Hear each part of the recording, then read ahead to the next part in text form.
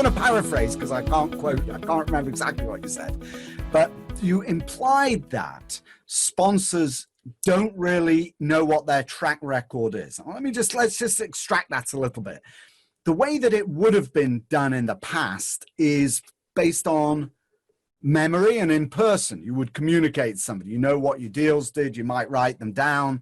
If you were going to meet with an investor, new prospect for the first time, you'd certainly have a pitch lined up, right? I mean, you've got a story. In fact, everybody puts together deal memos that explain their track record. So tell me more about what you mean. What is that distinction that you're making between not really knowing what your track record is and what you can do now with somebody like Juniper Square?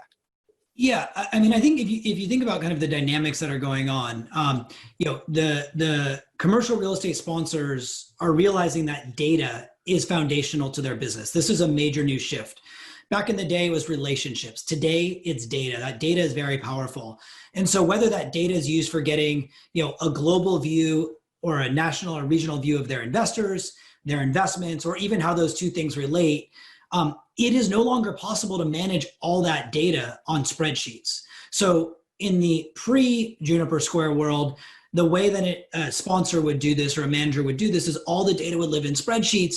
And so it's really hard because you might have a tab for contributions and a tab for distributions and a tab for performance, and it might be over 5 or 10 assets and across different accounts. And it gets really complicated. So if you're meeting with Bob and Susie, who are high net worth investors of yours who have been in 4 or 5 deals, it could take hours at best, days or weeks at worst, to produce a consolidated view of Bob and Susie's exposure for them. So you can tell them that, how much capital, what percent, what your returns have been, what the IRR is, how much capital they've put in, how much capital they've gotten back, et cetera. So, and as you said, investors are demanding more transparency and access to the data from their deal sponsor, from their manager.